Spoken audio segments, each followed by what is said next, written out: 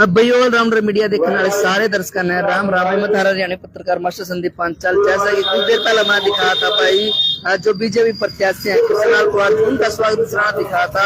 तो क्या कुछ वोटर निकलने आए हैं और क्या कुछ लोगों की राय आपकी बार वो मैं जानने का प्रयास करूंगा। तो वीडियो पसंद आए तो लाइक करना और ज्यादा शेयर जरूर करें। तो फिलहाल आपकी क्या कुछ राय आपकी बार इस विधानसभा से आप किस में देखना चाहो तो कुछ साथी यहाँ मौजूद है इनका जानने का प्रयास करेंगे। तो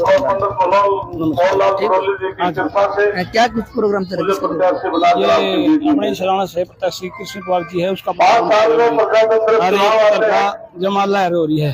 आपकी बार किसको कार्यकाल में इसको कर रहे हैं कृष्ण कुमार को भाजपा को। क्या कुछ खास बात है इनमें क्यों इनको सपोर्ट क्यों करो और भी बड़े अच्छे अच्छे विकास करे रहे हैं सारे भारत में इससे अच्छी कोई सरकार अच्छा इन्होंने बहुत अच्छे काम करे हैं। बिल्कुल और भी नेता हैं जो अपने कुछ नहीं सिस्टम तो कम है सारे समझ ले एक तरफ की लाइट चल रही है बिल्कुल चल रही है। क्या बनाने का काम किया मैं आज आप देख रहे हो सपोर्ट किसको कर रहे हो और भी नेता है जो काम इन्होंने सराहना लिखा किसी नेता ने ऐसे काम नहीं किया। 2014 में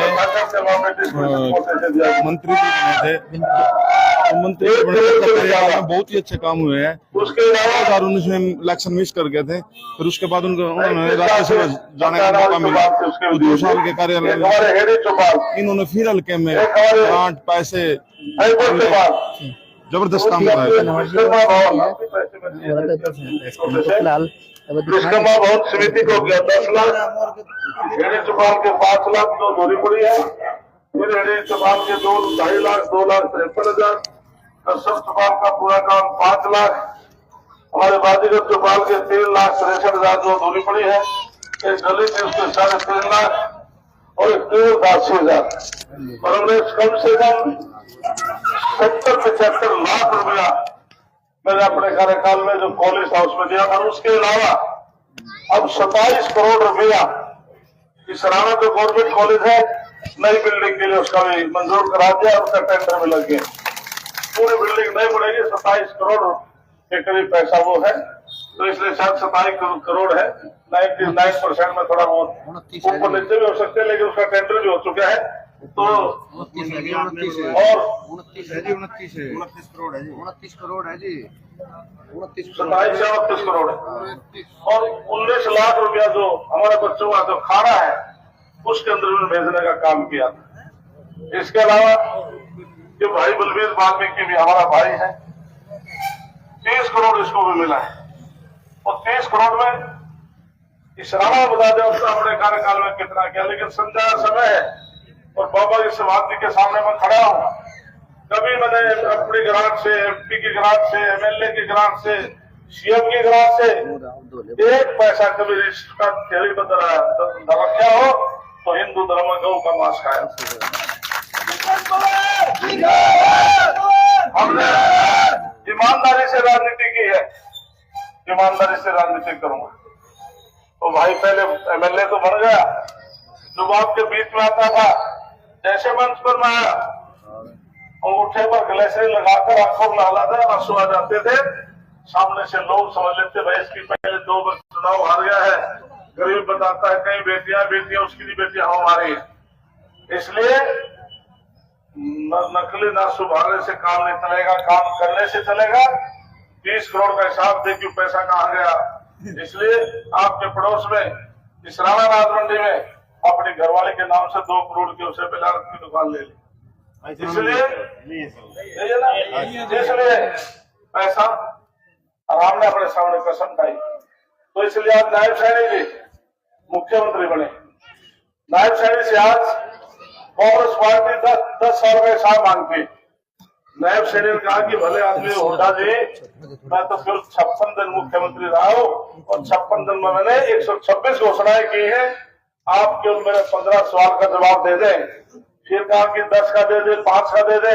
आखिर में एक बात कही कि आप केवल 1 सवाल का जवाब दे दें अपने कार्यकाल में आपने कितनी नौकरियां दी, किस इलाके में दी, उसके बाद जवाब नहीं था।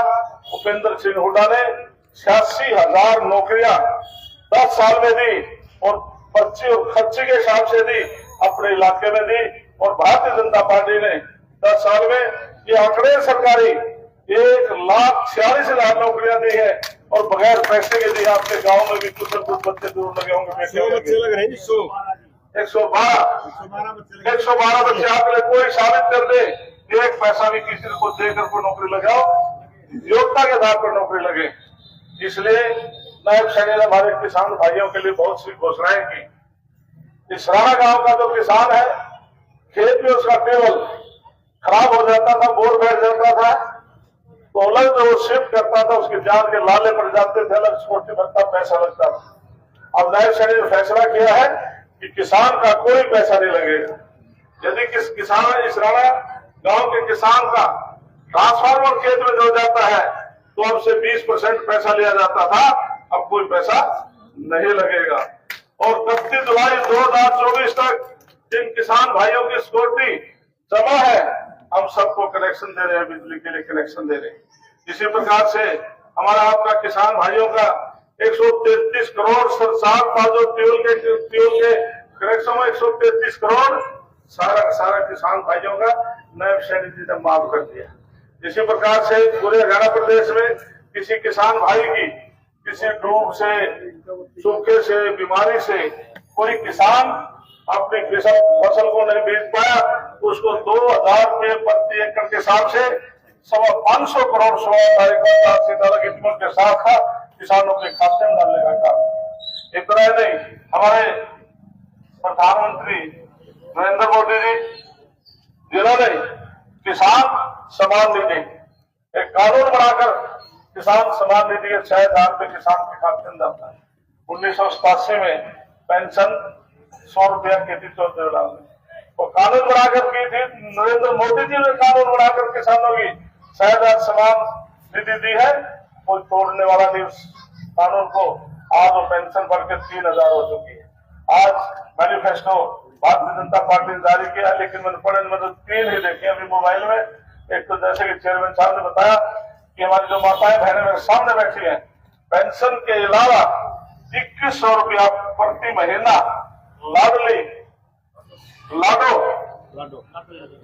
योजना के तहत हमारी बहनों को दिया जाएगा यदि हमारी सरकार बनती है।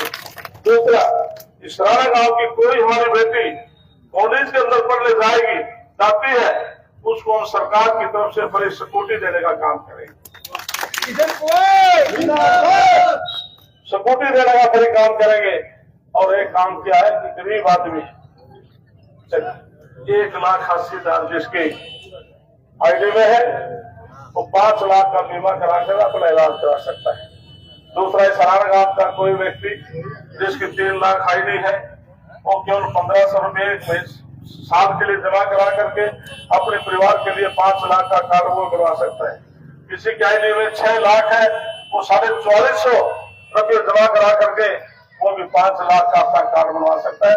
और मुझे भी जानकारी मिली है यदि भारतीय जनता पार्टी सत्ता में आएगी, शायद उसको 10 लाख का मुझे पता लगा है कि उसमें हम मैनिफेस्टो में वो भी डालने जा रहे हैं।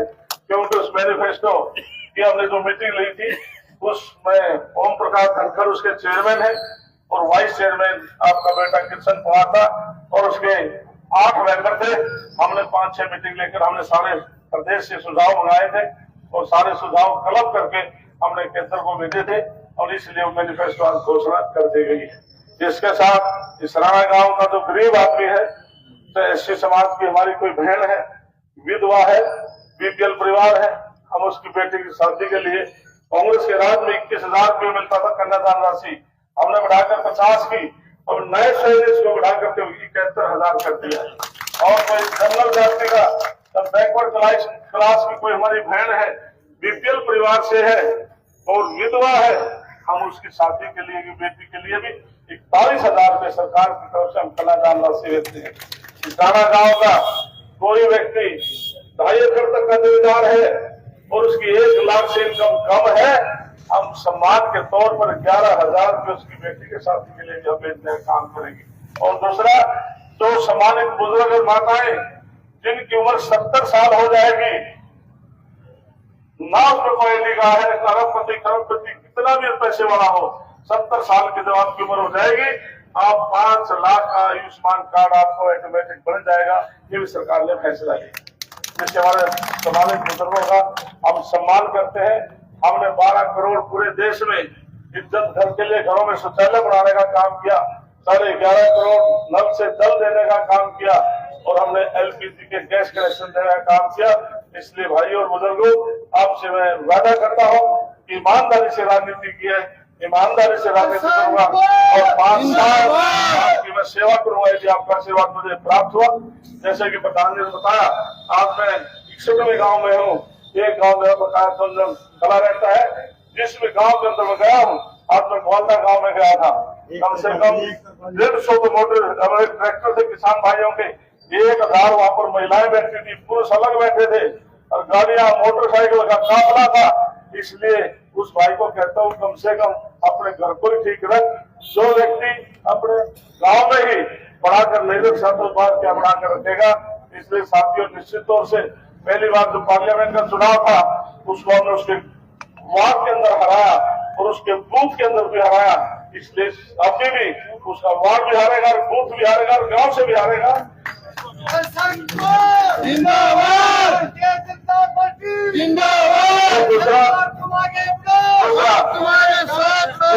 दो चीजें मैंने बताया, बार बार प्रेस के भाई भी मेरे से पूछते हैं, Israna bus stand, Matlauda bus stand.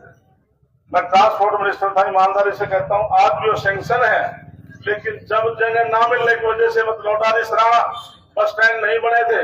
लेकिन अब इसराना की जमीन का भी चयन कर लिया है और मतलौडा का भी चयन कर लिया है। दोनों के टेंडर होकर दोनों काम होंगे, और आपकी जो पीएचसी बन रही है उसका पैसा भी आ चुका है, हॉस्पिटल जो बन रहा है उसका भी टेंडर हो चुका है। ये सारे काम 6-8 तारीख के बाद शुरू करा दिए जाएंगे।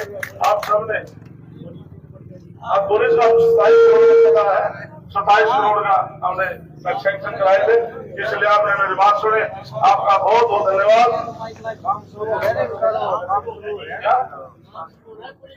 बता दिया। और भाई एक और,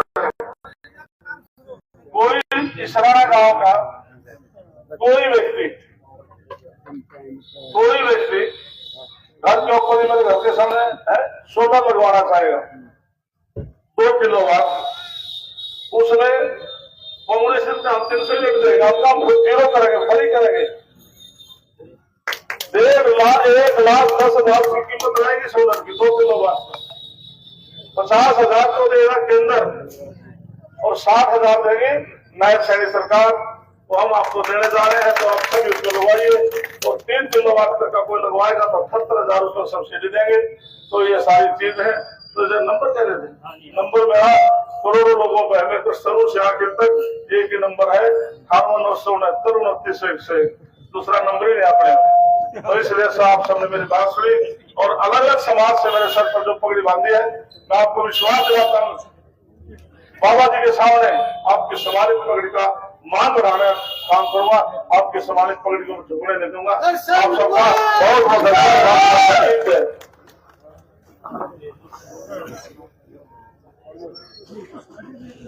चलो भाई, चलो भाई।